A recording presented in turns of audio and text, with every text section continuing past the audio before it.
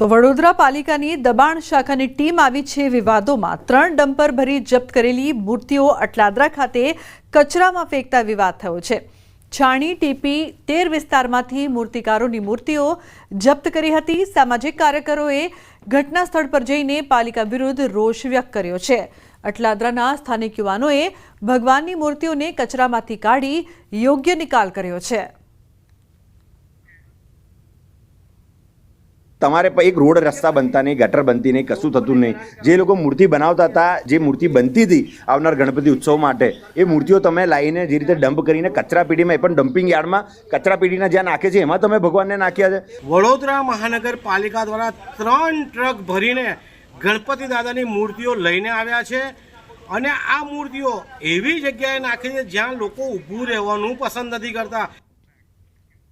રાજકોટમાં રતનપરમાં વિદેશી વિદ્યાર્થીઓની માથાકૂટ। મારવાડી યુનિવર્સિટીના વિદેશી વિદ્યાર્થીઓ પર આરોપ છે। સમગ્ર મામલે રતનપર ગામના લોકો પોલીસ કમિશનર કચેરી ખાતે પહોંચ્યા છે। તો નિવૃત્ત આર્મીના જવાનો સાથે ગઈકાલે આફ્રિકન વિદ્યાર્થીઓએ કરી હતી માથાકૂટ। પોલીસ અને તંત્ર ખબર છે છતાં કોઈ કાર્યવાહી ન કરતું હોવાનો પણ આક્ષેપ। અગાઉ પણ મારવાડી યુનિવર્સિટી વિદેશી વિદ્યાર્થીઓને લઈને વિવાદોમાં આવી ચૂકી છે। જો મારવાડી યુનિવર્સિટી વિદેશી વિદ્યાર્થીઓને રાખવા જ માંગતી હોય તો કેમ્પસમાં જ વ્યવસ્થાઓ કરે, નહીંતર આગામી સમયમાં કોંગ્રેસ આંદોલન કરશે।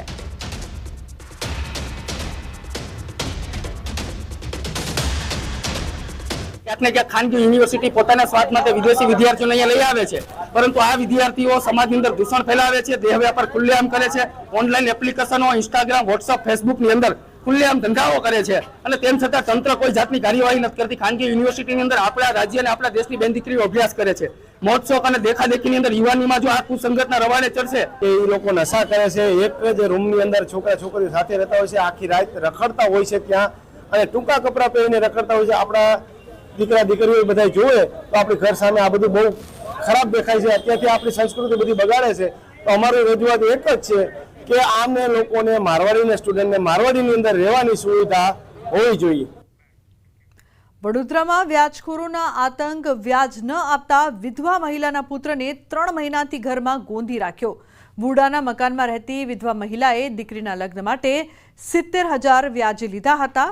70,000 સામે 1.5 લાખ ચૂકવ્યા છતાં વ્યાજખોરોએ ઉઘરાણી ચાલુ રાખી। વિધવાના ઘરમાં જીવાન પુત્રને પૂરીને વ્યાજખોરોએ રૂમને તાળું મારી દીધું।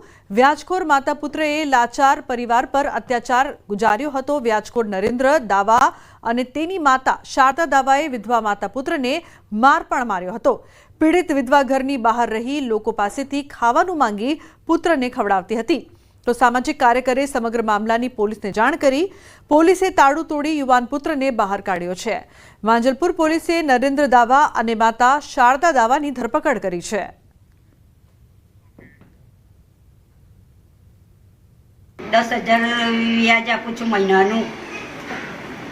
હમણાંનું વ્યાજ નહીં આપ્યું એટલે હા, 4 મહિનાનું વ્યાજ નહીં આવ્યું ને એટલે આવું કર્યું એને। મને મારા છોકરાને તો પૂરી જ રાખ્યો।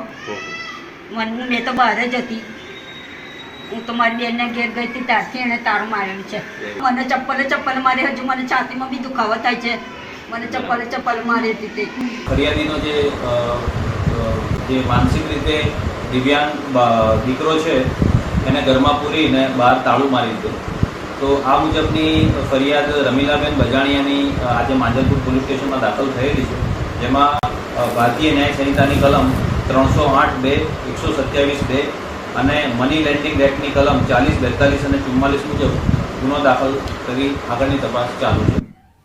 તો વ્યાજ ન આપતા જે પ્રકારથી માતા અને પુત્ર પર અત્યાચાર ગુજારવામાં આવ્યો, 70,000 જે વ્યાજ લીધું હતું તેની સામે 10,000 મહિને આ મહિલા આપતી હતી। 4 મહિનાથી વ્યાજ ન આપતા આ ત્રાસ ગુજારવામાં આવ્યો છે। વ્યાજખોર માતા પુત્રની ધરપકડ કરવામાં આવી છે। વડોદરામાં વ્યાજખોરોનો આતંક છે તે સતત વધી રહ્યો છે, જે બાદ હવે આ મામલે પોલીસ દ્વારા વધુ કાર્યવાહી કરવામાં આવી છે।